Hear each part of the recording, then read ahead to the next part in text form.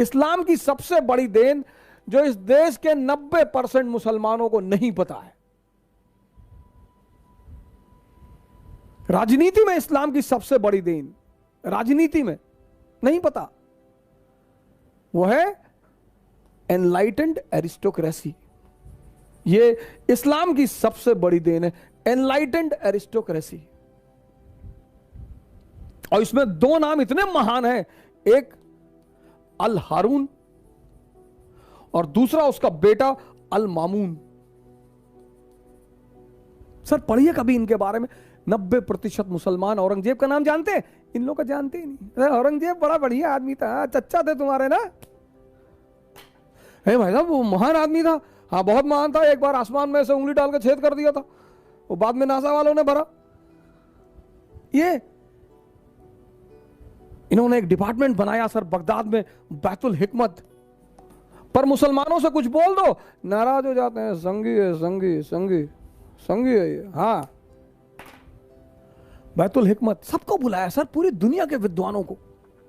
ये इस्लाम की राजनीति को सबसे बड़ी देन है। कैलिफ सिस्टम, जो आदमी एनलाइटेंड होगा वो स्पिरिचुअल हेड होगा और वही पॉलिटिकल हेड होगा। हजरत अबू बकर, हजरत उमर, उमर साहब की कहानियां सुनो सर। मुसलमान इसी को भूल गया।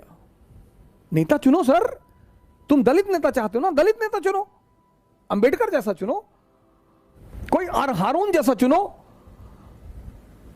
पढ़ो इस आदमी का इतिहास, लिटरेचर में कंट्रीब्यूशन, साइंस में कंट्रीब्यूशन, डेवलपमेंट में कंट्रीब्यूशन, पॉवर्टी में कंट्रीब्यूशन।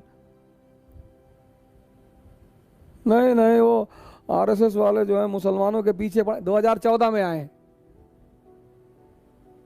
2014 में आए। उससे पहले की कंडीशन देख लो, सच्चर कमेटी की रिपोर्ट। अरे नहीं, वो आप नहीं समझ पाएंगे। और 1870 में एक किताब आई हिंदुस्तान में, द इंडियन मुसलमान, बड़ी इंपॉर्टेंट किताब, द इंडियन मुसलमान।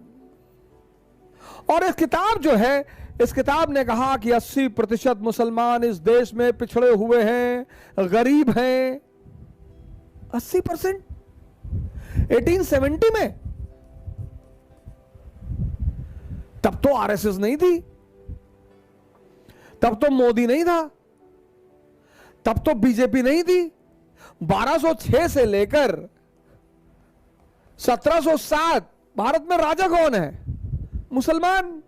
इल्तुतमिश, बलबन, अलाउद्दीन खिलजी, मोहम्मद बिन तुगलक, फिरोज शाह तुगलक, बाबर, हुमायूं, अकबर, जहांगीर, शाहजहां, औरंगजेब।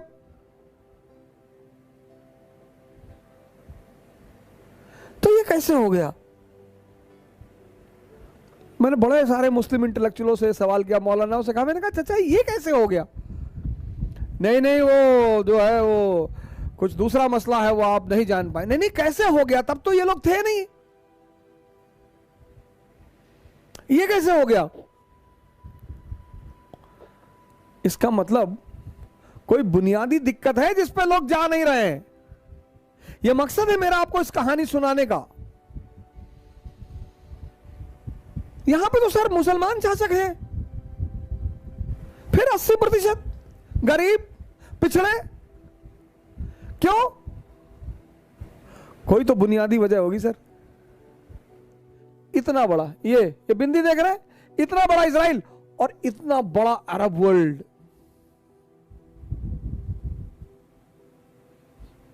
सर आपको शायद ही ये बिंदु दिखाई पड़ रहा हो। इतना बड़ा इजराइल और इतना बड़ा अरब वर्ल्ड, दुस्साहस देखिए इनका। आपको ये आकर्षित नहीं करता? आपको इनसे सीखने का मन नहीं करता?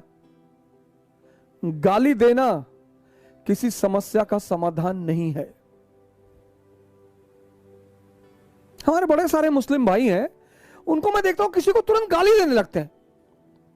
तारिक फतेह चोर है, अच्छा क्यों? वो आर्रा का एजेंट है, अच्छा हिंदुस्तानियों का एजेंट है, तो क्यों नहीं बहस करते उससे जाकर? करो, उसको साबित करो कि तुम गलत हो, उसको बुलाओ किसी मजलिस में, उसके तर्कों को काटो। नहीं नहीं, वो शैतान का आदमी है, शैतान इबलीस का आदमी। और जब भी तुम किसी को गाली देते हो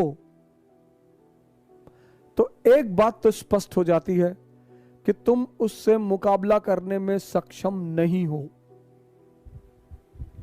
Whenever you are abusing someone,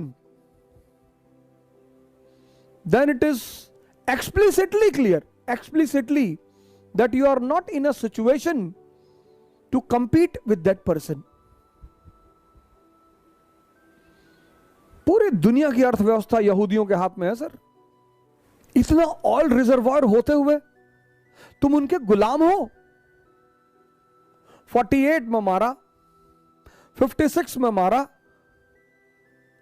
Yama Kippur के वॉर में मारा, 6 डेज वॉर में मारा, तुम्हारे घर में घुसकर तुम्हारा बेड़ा उड़ा देते हैं, स्विस कैनाल पे कब्जा कर लेते हैं, इजिप्ट की एयरफोर्स पूरी उड़ा देते हैं। तुम्हें यह चीज आश्चर्य नहीं करती? बस गाली ही देते हो।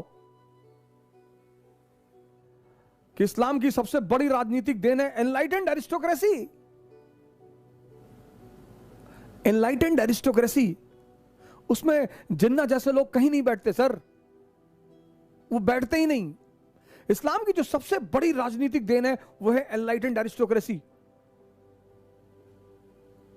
और सर इस्लामिक स्टेट ने इतनी यूनिवर्सिटियां खोली, इतनी वर्ल्ड फेमस सर, 5-6 नाम तो मैं आपको गिना देता हूं। Baghdad, Cairo, Barcelona, Seville, Damascus, ये सब फेमस इस्लामिक यूनिवर्सिटियां थी। रेनेसांस की जो पृष्ठभूमि बनी ना सर, वो इन्हीं यूनिवर्सिटियों में बनी सर। इन यूनिवर्सिटी में पढ़ने के लिए लोगों का सपना होता था कि हम इन यूनिवर्सिटियों में पढ़ें। अगर इस्लाम का इतिहास देखा जाए, 8th सेंचुरी से 15th सेंचुरी, और सुप्रीम अचीवमेंट सर, गाइडेंस इतनी जबरदस्त। एनलाइटेंड एरिस्टोक्रेसी, राम एनलाइटेंड है, मोहम्मद एनलाइटेंड है, गुरु गोविंद सिंह एनलाइटेंड है। औरंगजेब ने पूछा आप संत हैं, आपने हथियार उठा लिया क्यों? और ये आप दाढ़ी और बाल क्यों रखते हैं बड़े बड़े सन्यासियों की तरह? बोले हम सेंट वॉरियर्स हैं, हम धर्म के लिए लड़ते हैं। धर्म मतलब सिखिज्म नहीं, धर्म मतलब मानवता।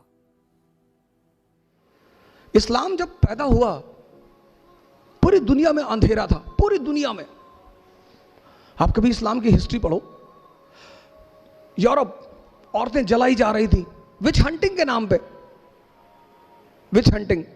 हिंदुस्तान सती प्रथा, चीन में तो लड़कियों को ऐसे ही मार डालते थे। पूरी दुनिया में अंधेरा, और उस अंधेरे में मोहम्मद साहब लैंप लेकर खड़े हुए। इस्लाम, प्रेम, मैसेज।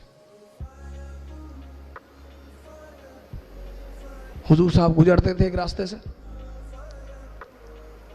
कोई महिला उनके ऊपर डेली कूड़ा फेंकती थी। हमारे आपके ऊपर फेंक दे, हम तो गोली चला दे तुरंत। कि वह कूड़ा फेंकोगे, वो भी हम मतलब मैं, वाजीराम के टीचर, इतनी औकात तुम्हारी? पैगंबर, पैगंबर, हम तो उसके सामने कुछ है ही नहीं। पैगंबर, मालिक का सीधा हाथ है उस आदमी के सर पे। एक दिन उस महिला ने कूड़ा नहीं फेंका, वो मकान के अंदर गए, पता किया कि मोहतरमा कहाँ है, पता चला बीमार है। गए, हालचाल पूछा, कहा मालिक से दुआ करूंगा कि आप जल्दी ठीक हो जाए। ये है, ये हमसे लोग पूछते हैं, मैं मेडिवल इंडिया पढ़ाता हूं, लोग मुझसे पूछते हैं इस्लाम इतनी ऊंचाई पे कैसे था, मुसलमान इतनी ऊंचाई पे कैसे थे? स्पेन से लेकर चाइना सी, कैस्पियन से लेकर हिंदुस्तान, पूरे इलाके में मुसलमानों का कब्जा। क्यों? क्योंकि वो अपने उस वक्त पैगंबर को समझते थे कि जीतने के सिद्धांत क्या है। जीतना तलवार से नहीं, तलवार से तो लूटा जाता है। चोर किस चीज का इस्तेमाल करता है? तलवार का। ये मैसेज है, मैसेज। इकरा शब्द फैजल साहब ने लिया कि सर हम तो अपनी इंस्टीट्यूट का नाम इकरा रखेंगे। मैंने कहा बिल्कुल। मैंने कहा, इन्होंने मुझसे पूछा कि हम इंस्टीट्यूट का नाम क्या रखें, हमने कहा इकरा रखो, बड़ा अंधेरा है दुनिया में। इकरा मतलब पढ़ो। आज सबसे ज्यादा एजुकेशन में हिंदुस्तान में कौन पिछड़ा? मुसलमान। पैगंबर हमारा कह रहा है, हमारा, वो हम सब के पैगंबर है, किसी खास विशेष के नहीं है। वो कहता पढ़ो, समझो। तैफ शहर का नाम सुना होगा, काफी लोग बैठे हो। तैफ, वहां के लोग हुजूर साहब को पत्थर मारते थे, गाली देते थे। जिब्राइल साहब ने हुजूर साहब से कहा कि कहो तो, तैफ शहर दो पहाड़ों के बीच में है, तो उन्होंने हुजूर साहब से कहा कि कहो तो दबा दूं। अरे बोले नहीं, जाने दो। ये लोग ये जो मुझे पत्थर मार रहे हैं ना, किसी दिन यही हमारे पैरोकार होंगे।